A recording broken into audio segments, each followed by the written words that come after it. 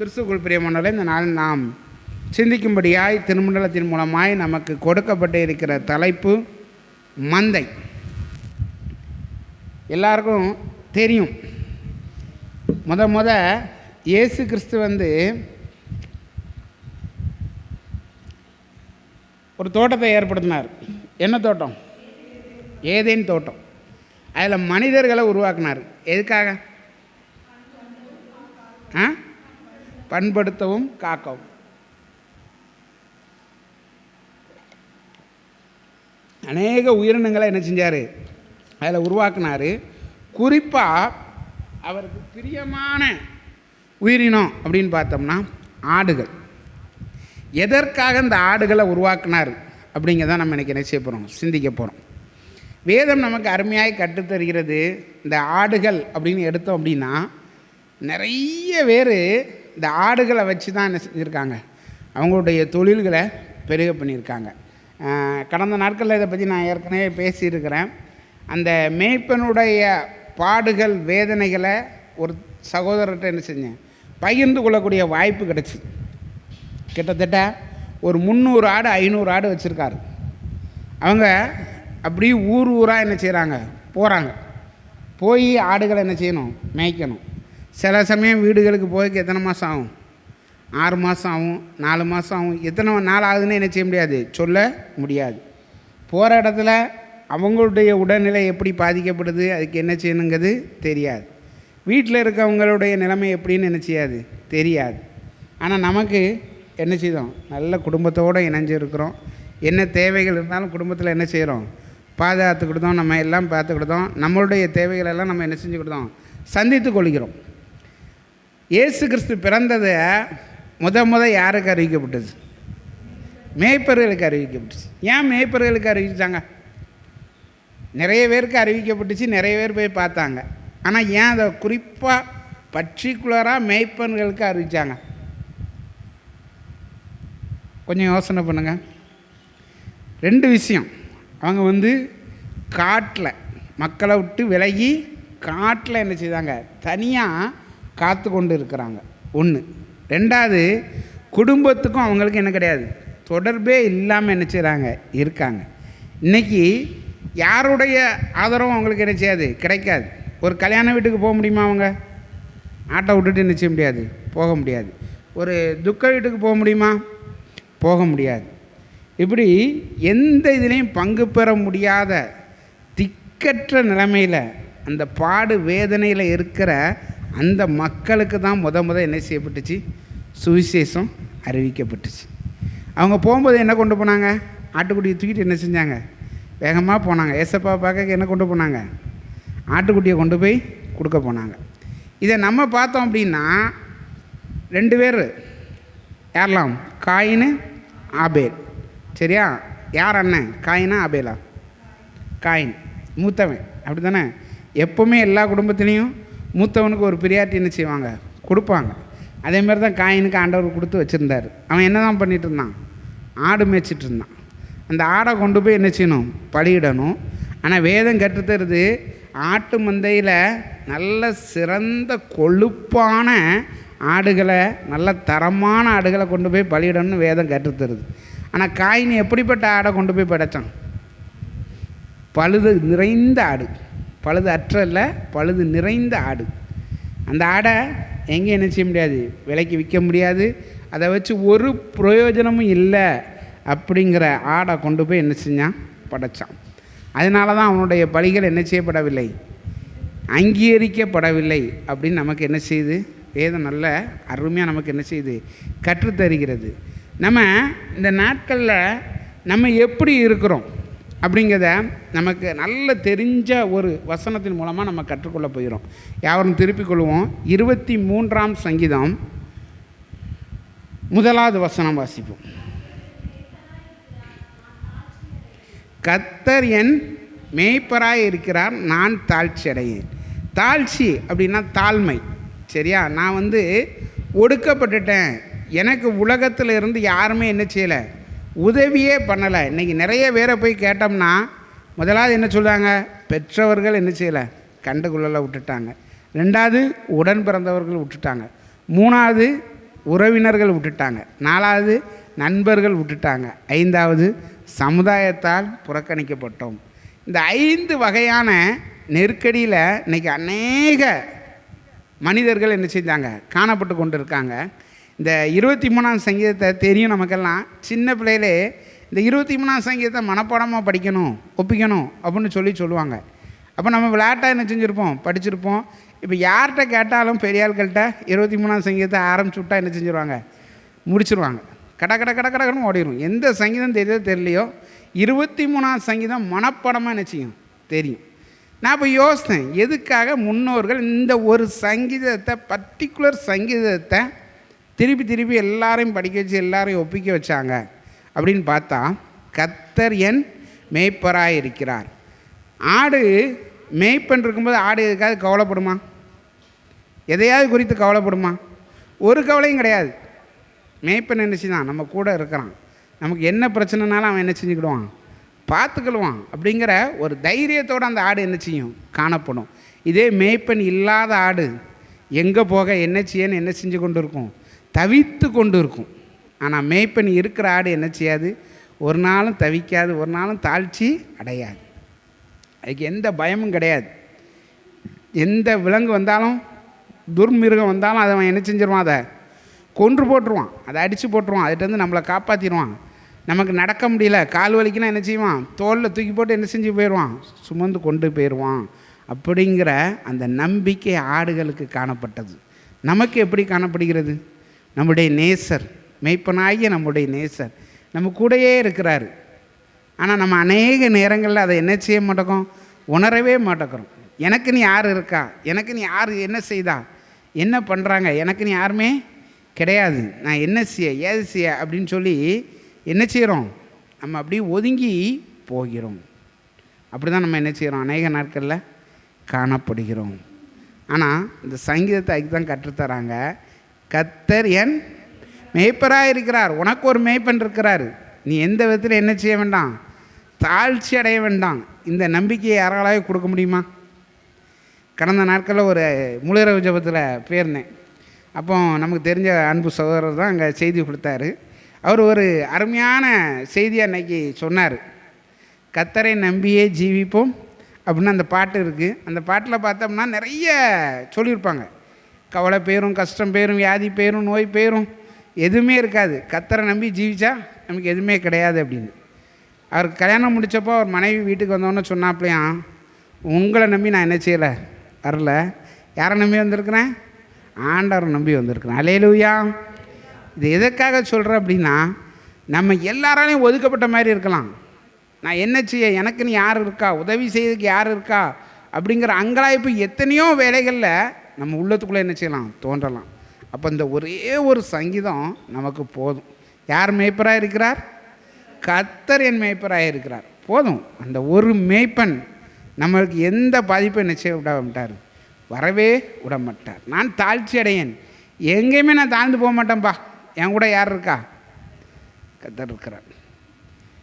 இப்போ சின்ன பிள்ளைங்களை எடுத்துக்கிட்டோம்னா, ஒரு சாலையை கடக்கணும், நிறைய வாகனம் போயிட்டுருக்கு. அப்பா கையை பிடிச்சா அந்த பிள்ளை பயப்படுமா? எல்லாரையும் வருது, கார் வருதுன்னு பயப்படுமா? அது பாட்டுக்கு வரும். என்ன காரணம்? யார் கூப்பிட்டு போகிறா? எங்கள் அப்பா கூப்பிட்டு போகிறாரியா, எனக்கு எதுவுமே என்ன செய்யாது, நடக்காது. கார் வந்தானே, லாரி வந்தானே, ட்ரெயினே வந்தாலும் என்ன செய்யாது, எனக்கு ஒன்றும் செய்யாது அப்படின்னு அந்த பிள்ளை எவ்வளோ தைரியமாக இருக்குது. நம்ம அப்படி சொல்கிறோமா? என் கையை யார் பிடிச்சிருக்கா? ஏசப்பா பிடிச்சிருக்கிறாரு. ஏசப்பாவோடு நான் இருக்கேன், நான் எதுக்கு பயப்படணும், நான் எதுக்கு தாழ்ச்சி அடையணும் அப்படின்னு என்னைக்கா நம்மளுடைய உள்ளத்தில் எண்ணங்கள் தோன்றுதா? யோசனை பண்ணி பார்ப்போம். இனிமேல் நம்ம உள்ளத்தில் இப்படி ஒரு பிரச்சனை வரும்போது, கர்த்தர் என் மேய்ப்பராக இருக்கிறார், நான் எதுக்கு என்ன செய்ய மாட்டேன், தாழ்ச்சி அடைய மாட்டேன் அப்படின்னு நம்ம வாயிலேருந்து என்ன செய்யணும், வரணும். அடுத்து 2வது வசனத்தை பார்த்தோம்னா, வாசிப்போம். போதுமா? அவர் என்னை புல்லுள்ள இடங்களில் மேய்த்து, எங்கே கொண்டு போய் மேய்க்கிறாராம்? புல் உள்ள இடத்துல. நீங்கள் எல்லாம் பார்த்துருப்பீங்க மேய்ப்பனை. ஒரு கம்பு கையில் எல்லாம் மேய்ப்பன் போக மாட்டார். எதுக்காக அந்த கம்பு? புல் மேய்ஞ்சிட்டே போவோம் ஆடு. நல்ல பச்சை பசேல்னு ஒரு மரம் இருக்குது அப்படின்னா, அந்த மரத்துக்கு ஒப்ப என்ன செய்வார் மேய்ப்பன்? அந்த கம்பை போட்டு உடச்சி என்ன செய்வார்? ஆடுக்கு கொடுப்பார். ஏன்? புல் சாப்பிட்டு வயிறு என்ன செய்யலை, நிறையலைன்னா அதை என்ன செய்வார். இதில் போடப்பட்டிருக்கு, புல்லுள்ள இடங்களில் மேய்த்து. நிறைய பேர் மாதம் பிறக்கும்போது இந்த மாதம் பிறந்துட்டு இந்த மாதத்தை நான் எப்படி கடக்க போகிறேன், என்னுடைய உணவுக்கு நான் என்ன செய்ய போகிறேன், எத்தனையோ பேருக்கு அங்கலாய்ப்பு என்ன செய்யும் காணப்படும். இது அநேக நாட்கள் நான் உங்கள்கிட்ட பகிர்ந்தது உண்டு. இந்த கொரோனா பீரியடில் விகேபுரம் சர்ச்சிலேருந்து நிறைய பேருக்கு அரிசி வாங்கி கொடுத்தோம். அதாவது ரொம்ப கஷ்டப்படுறவங்களாக பார்த்து அவங்க வீட்டில் கொண்டு போய் என்ன செய்யணும், அரிசியை கொடுத்துட்டு இருந்தோம். ஒரு நாள் இன்னொரு சகோதரர் நான் காய்கறி வாங்கி தரேன்னாருன்னு காய்கறி வாங்கி கொண்டு போய் கொடுக்கறதுக்காக ஒரு அருமையான ஒரு சகோதரர், அவருக்கு யாருமே கிடையாது, தனியாக தான் இருக்கிறாரு. அவர் ஸ்கூலில் வேனில் டிரைவராக இருந்தார். ஸ்கூல் பூட்டியாச்சு, வேன் ஓடலை, பைசா கிடையாது, வருமானம் கிடையாது. அவருக்கு அரிசி கொடுத்துட்டு வந்திருக்கோம். அதுக்கு அடுத்த வாரம் காய்கறி கொண்டுட்டு ஒரு 2 நாள் கழித்து காய்கறி கொண்டுட்டு போகிறோம் அவர் வீட்டுக்கு. அப்போ அவர் வீட்டில் ஆள் இல்லை. ஒன்று அந்த பக்கத்து வீட்டில் இந்த சகோதரனை எங்கே அப்படின்னோடனே, அவர் யாரோ அரிசி கொண்டு வந்து கொடுத்தாங்களாம், அந்த தெருவில் ஒரு பாட்டியமாக கஷ்டப்படுந்து அரிசி கொண்டு போய் கொடுக்க போயிருக்கார். அவருக்கே என்ன இல்லை, வழி இல்லை. ஆனால் நாங்கள் கொடுத்த அரிசி என்ன செஞ்சார், இன்னொரு ஆளுக்கு கொண்டு போய் கொடுக்க போனார். அல்லேலூயா. இது எதுக்காக சொல்ல வரேன் அப்படின்னா, புல்லுள்ள இடங்களில் மேய்த்து, நீ கவலையே பட வேண்டாம், நீ எதை குறித்தும் கலங்காதேன்னு தான் வேதவசனம் என்ன செய்யுது, கற்றுத்தருகிறது. நாளைய துணைத்தை குறித்து என்ன செய்யாத, கவலைப்படாதேன்னு தான் பைபிளில் வசனம் கொடுத்துருக்கு. ஆனால் நம்ம நாளைக்கு என்ன ஆகும், நாளைக்கு என்ன நடக்கும், என்ன பண்ணும், என்ன செய்யும். நான் கடந்த நாட்களில் ஒரு ப்ராஜெக்ட் விஷயமாக அரசுடைய ஒரு பணியில் செயலாற்றி கொண்டிருந்தேன். அப்போ நிறைய நிகழ்ச்சிகளை தயார் செய்யணும், ப்ரோக்ராம் பண்ணணும், கூட்டம் கூட்டணும், மீட்டிங் நடத்தணும். அப்போ கூட்டம் கூட்டும்போது நிறைய பேர் என்கிட்ட கேட்டது, நாளைக்கு மீட்டிங் இருக்குது, நீ பாட்டுக்கு சுற்றிட்டு இருக்க, ஒன்றுமே யோசிக்க மாட்டேக்க, கவலையே படலையே, அது பாட்டுக்கு நடக்கணுன்ட்டு பேசாமல் இருக்கிய அப்படின்னு சொல்லி கேட்பாங்க. என் கூட யார் இருக்கா, அவர் பார்த்துக்கிடுவார், அவர் அதை என்ன செய்வார், நடத்துவார். நான் எந்த மனுஷனை நம்பி என்ன செய்யலை போல.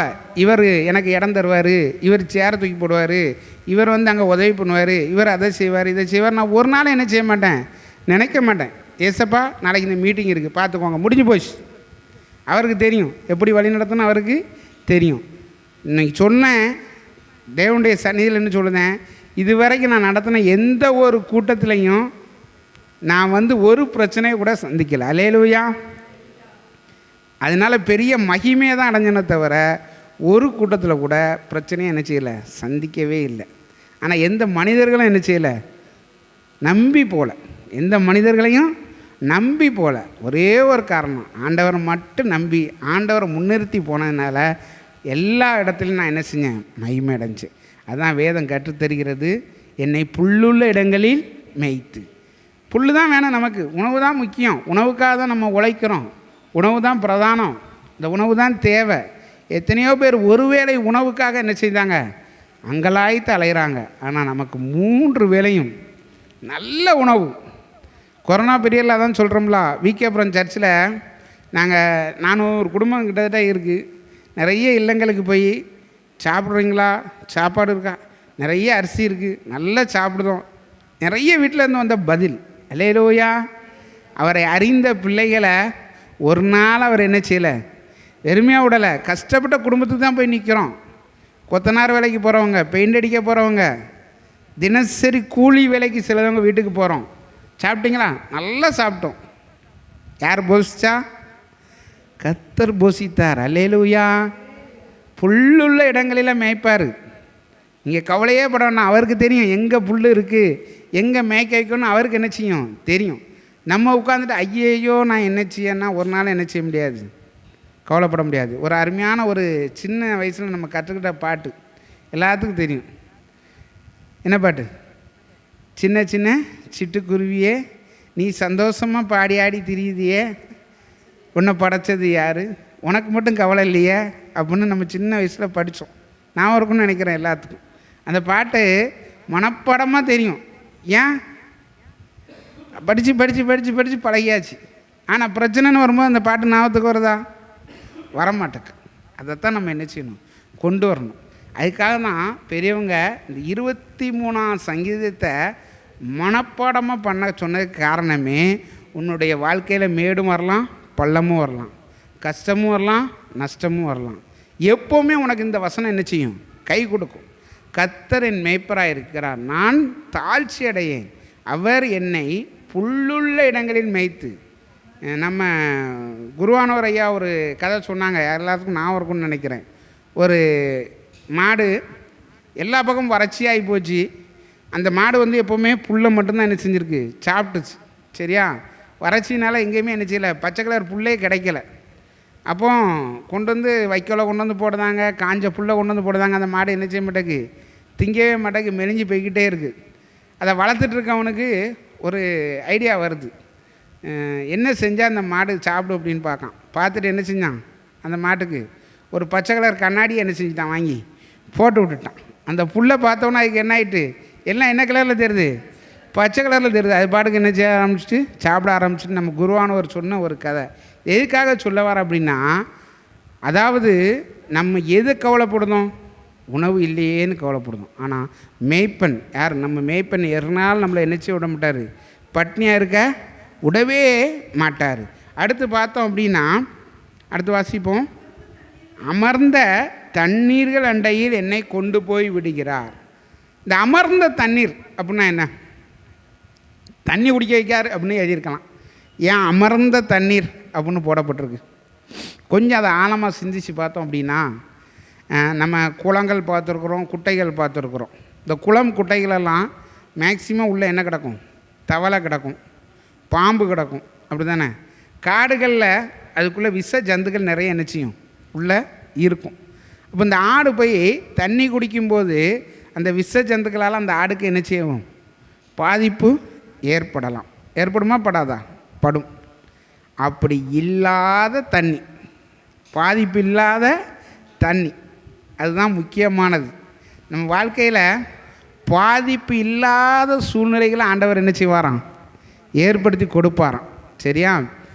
தண்ணி எப்படி இருக்குமா, நல்ல தெளிஞ்ச தண்ணி, கலங்கின தண்ணி இல்லை. எப்படிப்பட்ட தண்ணி, தெளிஞ்ச தண்ணி.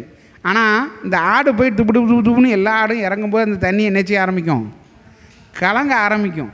ஆனால் அதுக்கப்புறம் அந்த தண்ணி என்ன செய்ய ஆரம்பிச்சிடும், தெளிய ஆரம்பிச்சிடும். நமக்கு இன்றைக்கி ஒரு சில பிரச்சனைகள் நம்ம வாழ்க்கையில் அந்த கலங்கின தண்ணி மாதிரி என்ன செய்யலாம், திடீர்னு வரலாம்.